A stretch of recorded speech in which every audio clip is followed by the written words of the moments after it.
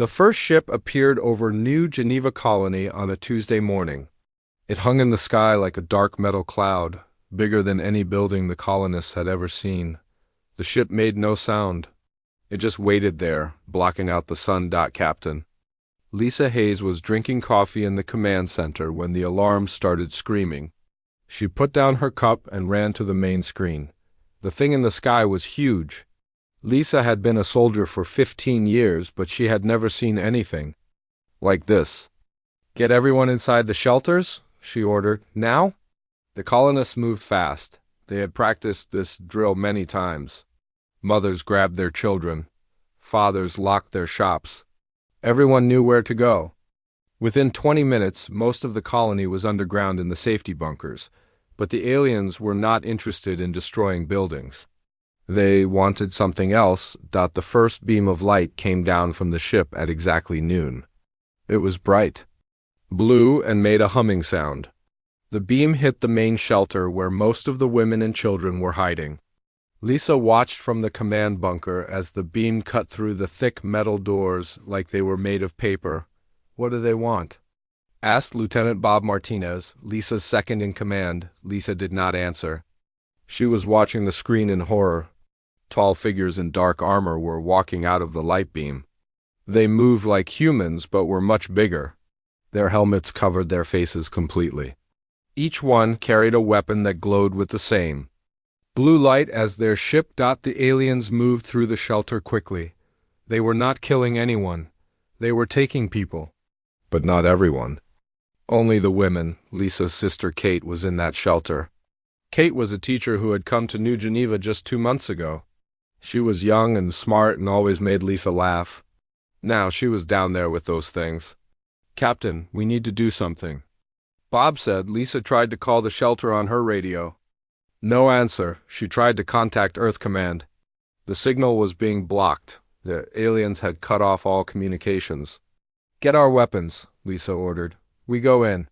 The soldiers of New Geneva Colony were brave, but they were not ready for this. Trying to fight? Their guns were made for fighting other humans, not aliens with advanced technology. When they tried to shoot the invaders, their bullets bounced off the alien armor like raindrops. The aliens did not even seem to notice the attack. They continued their work with cold efficiency. One by one, they took the women. Lisa watched her sister Kate being carried away in the blue light. Kate was unconscious, her eyes closed like she was sleeping. The whole operation took less than 2 hours. When it was over, the ship simply vanished. It did not fly away. It just disappeared like it had never been there at all. 847 women were gone. 847 daughters, wives, mothers, and sisters. All that remained were the men and children, standing in the ruins of their broken shelters. Lisa sat in the dirt outside the shelter entrance. Her hands were shaking. Bob found her there an hour later. "Captain, we got communications back," he said quietly. "Earth Command wants a report." Lisa looked up at him. Her eyes were red from crying, but her voice was steady. "Tell them we need help. Tell them the women are gone, all of them." That night, reports came in from 12 other colonies.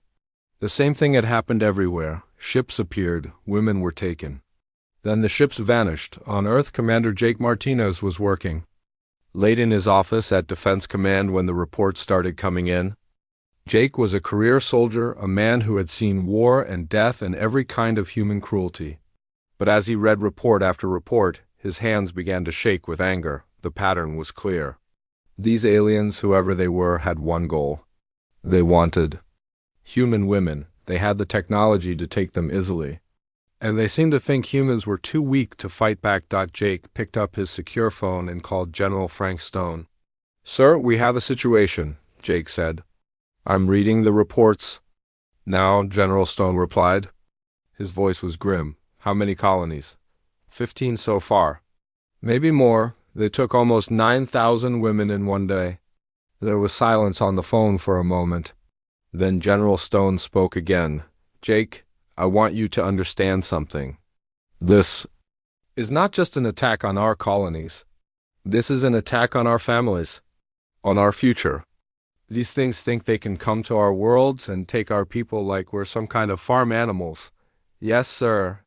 They're wrong. Get me our best people. I don't care what it costs. I don't care how long it takes. We're going to find these aliens, and we're going to make them regret the day they decided to mess with humanity. Jake hung up the phone and stared at the reports on his desk. The aliens had superior technology.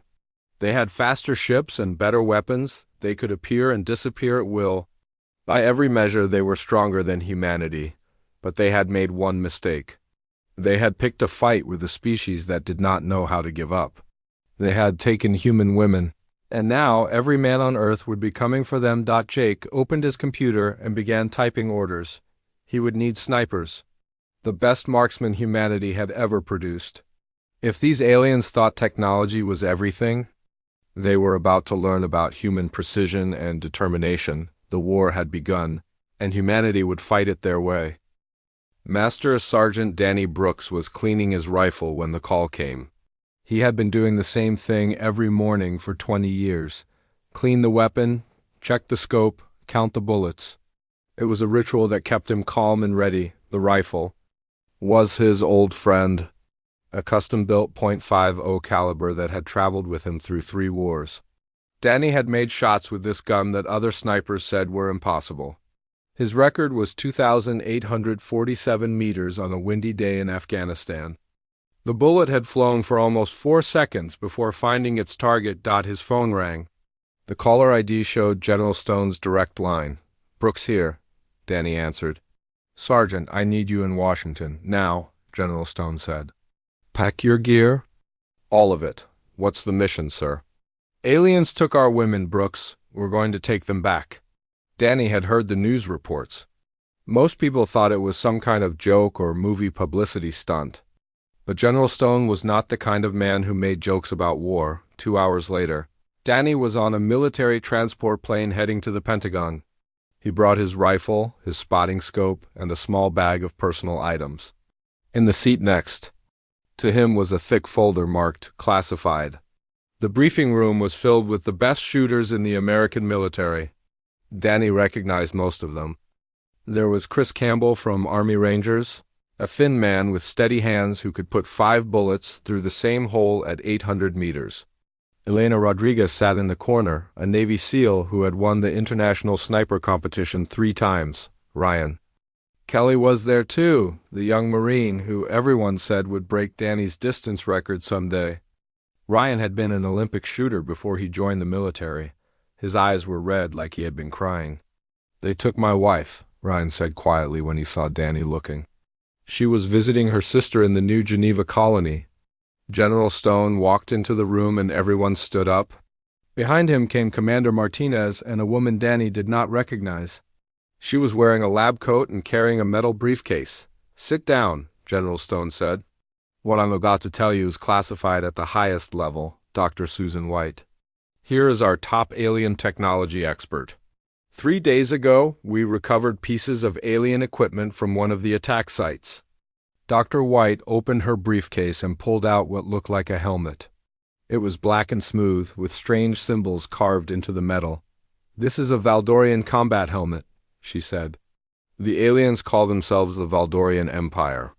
They've been watching us for months, studying our defenses, learning our weaknesses." She touched a button on the side of the helmet and it began to glow. "Their technology is far more advanced than ours. Their weapons use focused energy beams. Their armor can stop our biggest missiles. Their ships can become invisible." Danny raised his hand. "Doc, if they're so advanced, how do we fight them?" Dr. White smiled. "That's the interesting part. Their armor is designed to stop energy weapons and explosives. But we tested it against kinetic projectiles, regular bullets." She pulled out a piece of the black armor material. It was about the size of a dinner plate and looked impossibly strong. "Watch this," she said. She placed the armor on a stand and stepped back. Then she pulled out a simple .22 caliber pistol and fired 1 shot. The bullet went right through the armor like it was cardboard. "Their shields deflect energy, but they can't stop a piece of metal moving fast enough, Dr. White." explained. They never developed defenses against kinetic weapons because most advanced civilizations stopped using bullets thousands of years ago. The room was quiet. Danny looked at his fellow snipers and saw the same thought in their eyes. These aliens had made a big mistake. They had picked a fight with the one species in the galaxy that had perfected the art of putting bullets exactly where they needed to go. General Stone stepped forward. Gentlemen, lady, you are now the Terran Long Range Response Division. Your mission is simple. Find these aliens. Kill them. Bring our women home. Commander Martinez opened another folder. We've been tracking their ships. They're operating from bases on several planets outside our solar system. We can't send armies that far, but we can send small teams. How do we get there? Chris Campbell asked. We captured one of their transport ships, Commander Martinez said. It's damaged, but our engineers think they can make it work. The ship can carry 6 people and their equipment. Dr. White pulled out more items from her case. We've modified your rifles using their technology. Enhanced scopes that can see through their camouflage. Special bullets made from their own armor materials, and these. She held up small devices that looked like wristbands. Personal cloaking devices. Stolen from their dead soldiers. They'll make you invisible for about 30 minutes at a time. Danny picked up one of the modified scopes and looked through it. The room looked different, sharper. He could see heat signatures and energy patterns he had never noticed before. How long do we have to train with this stuff? Elena Rodriguez asked. 2 weeks, General Stone said. Then you deploy to their nearest base. Luna Station has been converted into a training facility. The low gravity will let you practice longer range shots than you've ever attempted. Ryan Kelly stood up. Sir, what if we can't rescue them? What if the women are already dead? General Stone's face was hard as stone. Then we make sure every single alien pays for what they've done, but I don't think they're dead, son. Intelligence suggests the Valdorians need them alive for some kind of breeding program. The room filled with angry voices. Danny felt his own rage building. These creatures thought they could use human women like farm animals. Quiet, General Stone commanded. Save the anger for the enemy. You're going to need it. Danny looked around the room at his team. 6 of the deadliest shooters humanity had ever produced. Armed with alien technology and burning with the need for revenge, the Valdorians thought they were superior. They were about to learn that sometimes the old ways were the best ways. Sometimes all you needed was a good rifle, a steady hand, and the will to pull the trigger. The captured Valdorian ship smelled like burned metal and something else Danny could not identify. It was bigger inside than it looked from the outside, with smooth walls that glowed with a soft blue light. The controls were written in alien symbols that hurt his eyes to look at. This thing gives me the creeps, Chris Campbell said as he loaded his modified rifle into the weapon storage area. Elena Rodriguez was checking her equipment one more time. She had not spoken much during the 2 weeks of training on Luna Station. Everyone knew why. The intelligence report said her daughter Maria had been taken from the Phoenix colony. Maria was only 16 years old. Target is Kepler 442b, Dr. White said through the ship's communication system. Our satellites detected a large facility on the moon's surface. Heat signatures suggest at least 3,000 people inside. Danny looked out the small window as Earth grew smaller behind them. He had never been this far from home before. None of them had. The ship moved faster than anything humans had ever built. Stars became lines of light as they jumped through space. Ryan Kelly was sitting in the corner staring at a photograph. It was his wife Jenny, taken on their wedding day 2 years ago. She was laughing in the picture, her blonde hair blowing in the wind. We'll get her back, Danny said. Ryan nodded but did not put the picture away. The journey took 6 hours. When they arrived at Kepler 442b, Danny understood why the aliens had chosen this place. The moon was dark and cold, hidden behind a giant gas planet. No one from Earth would ever think to look here, but there it was. A massive complex built into the side of a crater. Danny counted at least 50 buildings connected by covered walkways. The whole facility glowed with the same blue light as their ship. "Look at that," Tony Garcia whispered. Tony was their demolitions expert, a short man with quick hands who could blow up anything. Must be 5,000 aliens down there. Amy Johnson was already working on her communication equipment. Amy was the youngest member of the team at 23, but she could hack into any computer system ever built. Her job was to keep them in contact with Earth and jam alien communications. "I'm reading massive energy signatures," Amy said. "This place has enough power to run a small city?" Danny studied the facility through his enhanced scope. The Valdorians had built their base like a fortress. High walls, guard towers, energy shields protecting the main entrances. But they had made one mistake. They had designed their defenses to stop ships and vehicles, not individual soldiers. "There," Danny pointed to a ridge about 3 kilometers from the facility. "Perfect overwatch position." Elena was looking through her own scope. "I see guards on the towers. They're carrying those energy weapons we saw in the briefings." "How many?" Chris asked. 20 that I can count. Probably more inside." Danny activated his cloaking device and felt the strange tingling sensation as he became invisible. The technology still amazed him. One moment he was there, the next he was gone. "Remember the plan?" he said into his radio. "We establish a perimeter around the facility, take out the guards silently. Then we create chaos while Amy and Tony get inside to rescue the prisoners." The team split up and moved to their positions. Danny took the high ground on the ridge. Chris and Elena flanked left and right. Ryan and Tony moved closer to the facility. Amy stayed with the ship to coordinate. Through his scope, Danny watched the alien guards.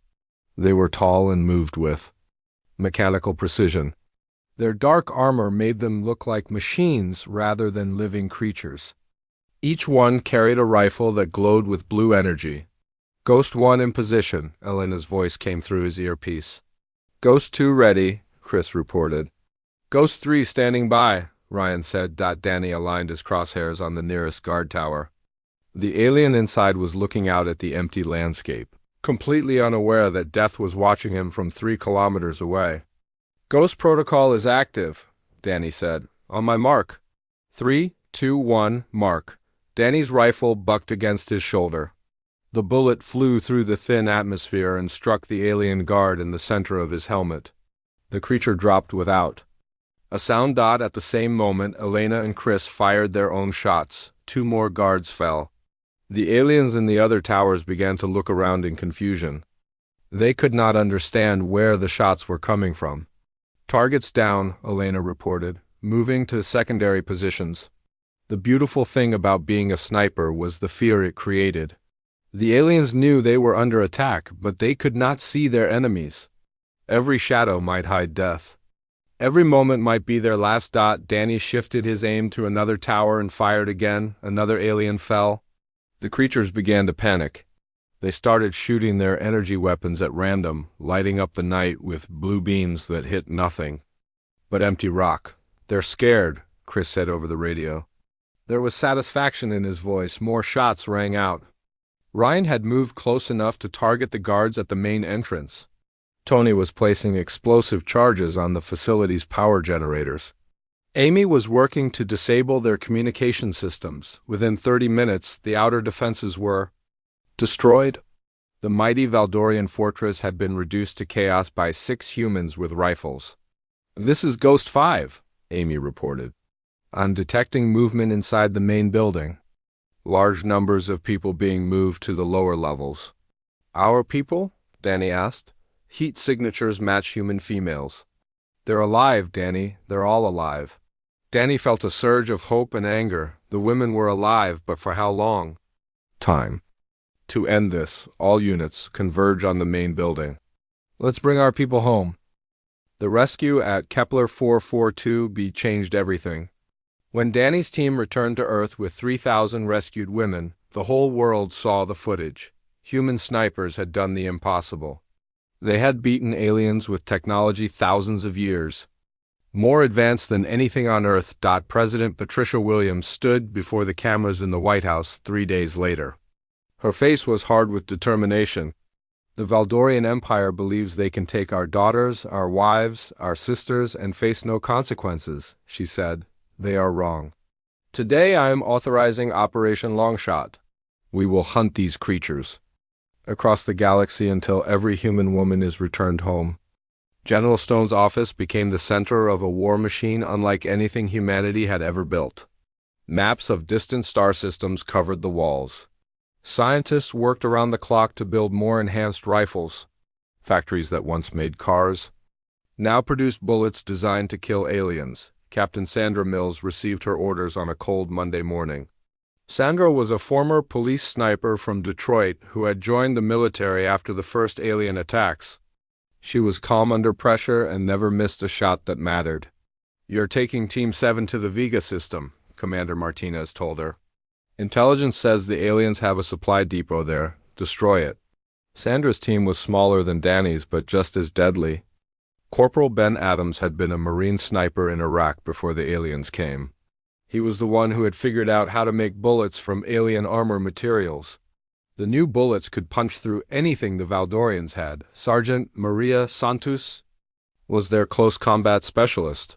Maria had grown up hunting in the mountains of Colorado. She could move through any terrain without making a sound. Her specialty was getting close enough to place charges or rescue prisoners. Lieutenant Jack Parker handled communications and hacking. Jack was a computer genius who had learned to break into alien computer systems during the Luna training. He could turn their own technology against them. The mission to Vega was different from the rescue operation. This time they were not trying to save people. They were there to kill aliens and destroy their ability to make war. The supply depot was built on an asteroid floating in empty space. It was huge, the size of a small city, with dozens of ships coming and going. The facility processed materials needed for Valdorian weapons and armor. "Look at all those ships," Ben said as they approached in their captured transport. "Must be hundreds of aliens down there." Sandra studied the layout through her scope. The depot had 3 main sections connected by pressurized tunnels. Guard towers protected the landing areas. Energy shields covered the critical systems. "Jack, can you disable their shields?" Sandra asked. "Give me 20 minutes, Jack replied. His fingers flew over the alien control systems. Their security is good, but they never expected anyone to hack them from the inside. The plan was simple. Sandra and Ben would take long-range positions on nearby asteroids. Maria would infiltrate the facility and plant explosives. Jack would create chaos in their computer systems. Sandra positioned herself on a floating rock 2 kilometers from the depot. Through her enhanced scope, she could see alien technicians working on their ships. They moved with the same mechanical precision she had seen in all Valdorians. "Ghost 7 in position," she reported. "Ghost 8 ready," Ben confirmed from his position on the opposite side. "Ghost 9 inside the perimeter," Maria whispered.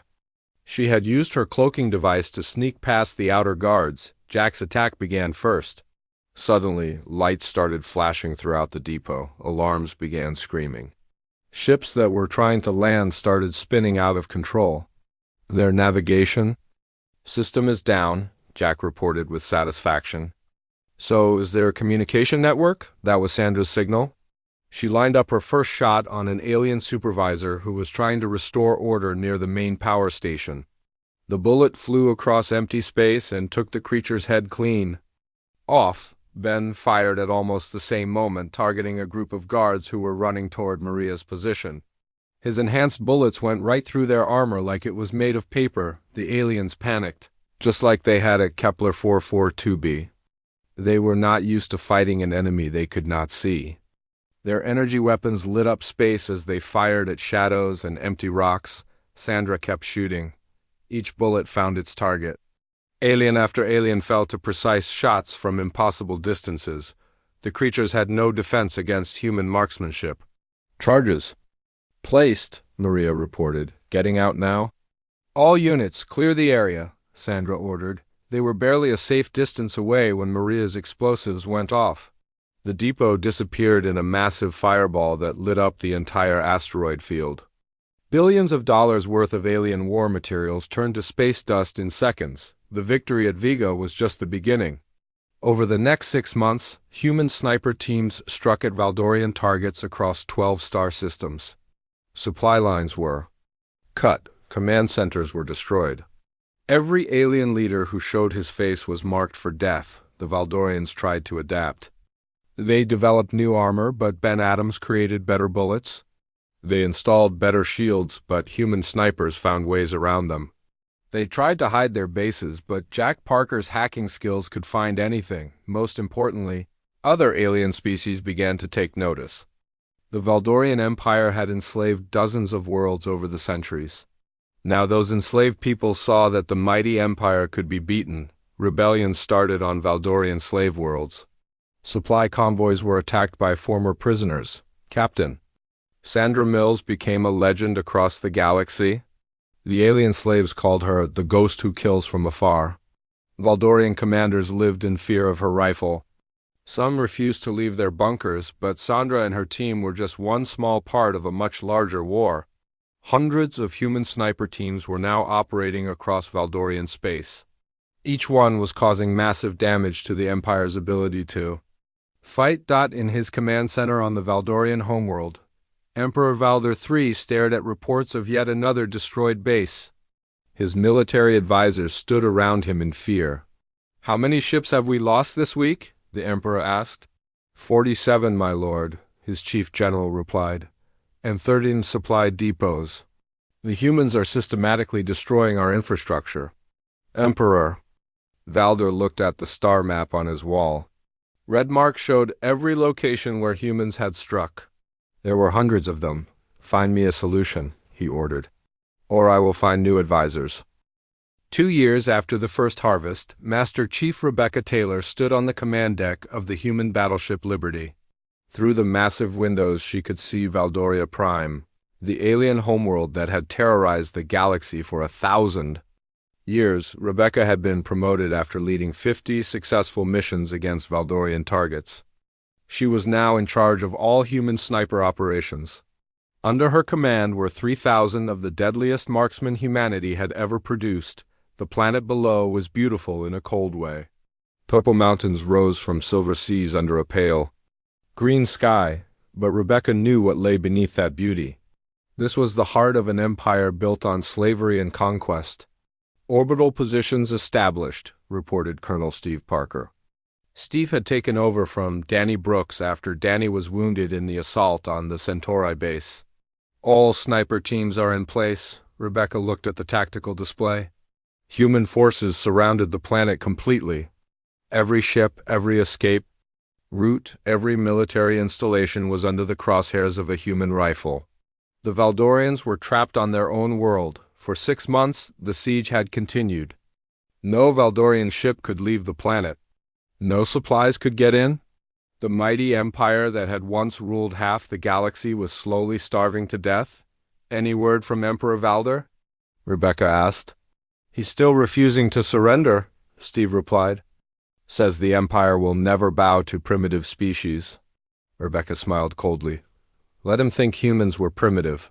It had been that mistake that led to his empire's destruction. The final assault began at dawn. Rebecca had positioned herself on a captured Valdorian space station orbiting just outside the planet's atmosphere. From there, she had a clear view of the Imperial Palace below. Through her scope, she could see alien soldiers moving through the palace gardens. They looked different now than they had 2 years ago. Their movements were nervous, fearful. They jumped at shadows and kept looking up at the sky where human ships waited. "Target acquired," Rebecca said into her radio. "Valdorian general moving through the east courtyard?" "Confirmed," came the reply from Sergeant Mike Davis, her spotter. "Range 4.1 kilometers. Wind negligible. You are clear to engage." Rebecca controlled her breathing and squeezed the trigger. The bullet flew down through the thin atmosphere and struck the alien general in the chest. He fell among the purple flowers of his own garden. That shot was the signal. All around the planet, human snipers opened fire. Valdorian commanders who had thought themselves safe in their bunkers fell to impossible shots from orbit. Guard posts were eliminated. Communication centers went silent. The Valdorians tried to fight back, but their resistance was hopeless. Their energy weapons could not reach the human positions. Their ships could not break through the orbital blockade. One by one, their defenses crumbled. Dr. Helen Carter was with the first rescue team that entered the Imperial breeding facility. Helen had been captured in the very first raid 2 years ago. She had spent months in Valdorian laboratories before Danny's team rescued her. Now she was back, but this time as a liberator. "My God," Helen whispered as she walked through the facility. "There must be 50,000 women here." The Valdorians had been busy. Women from hundreds of human colonies filled the massive complex. They were kept in clean but cold rooms, fed and cared for like valuable livestock. Many were pregnant with hybrid children that the aliens had hoped would become their next generation of super soldiers. "Helen, is that you?" A weak voice called out. Helen turned and saw Lisa Hayes, the captain who had tried to defend New Geneva Colony. Lisa was thin and pale, but her eyes still burned with determination. "Lisa, you're alive!" Helen ran to her friend and hugged her tightly. "We all are," Lisa said. "They kept us alive for their experiments, but we never stopped fighting. We never stopped believing you would come for us." As the rescue operations continued, the last Valdorian military commanders realized their situation was hopeless. General Zektar, the Empire's top military leader, tried to escape in a stealth ship. He made it exactly 12 minutes before Corporal Janet Thompson put a bullet through his ship's engine from a range of 6 kilometers. Emperor Valdor III sat alone in his throne room as human soldiers surrounded the palace. He was an ancient creature, over 300 years old, who had ruled the Empire since before humans had learned to fly. Now, his reign was ending at the hands of the species he had thought too primitive to matter. Colonel Steve Parker entered the throne room with a squad of Marines. The Emperor remained seated on his crystal throne, his dark armor reflecting the light from the windows. "I offer terms," Emperor Valdor said in perfect English. "Return of all your females. Payment of reparations. Withdrawal from human space." Steve looked at the alien who had caused so much pain and death. "Those aren't terms, Emperor. That's surrender. The Empire does not surrender to lesser species." "The Empire doesn't exist anymore," Steve replied. "Your fleets are destroyed. Your generals are dead. Your planets are in rebellion. You have nothing left to bargain with." Emperor Valdor stood slowly.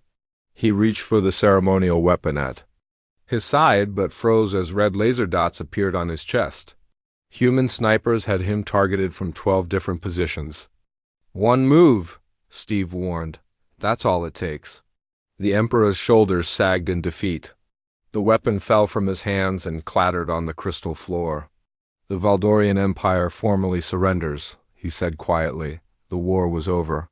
Humanity had won through determination, skill, and the simple truth that sometimes the old ways were the best ways. They had taken on a galactic empire with rifles and bullets, and they had prevailed, later. As Rebecca stood in the palace courtyard watching the rescued women board transport ships, she thought about the memorial wall back on Earth. Every name on that wall would be remembered. Every woman taken had been brought home. The galaxy would remember this war. They would remember that humanity did not give up. They would remember that when someone threatened human families, the response was swift, precise, and final. The last shot of the war belonged to Danny Brooks. Despite his wounds, he had insisted on being there for the end. From his position on a hospital ship, he watched Emperor Valdor board the transport that would take him to trial on Earth. "One last shot, old friend?" His rifle seemed to whisper, but Danny smiled and shook his head. The war was over. Justice would take its course. And somewhere in the rescued crowds below, families were being reunited. That was a better ending than any bullet could provide.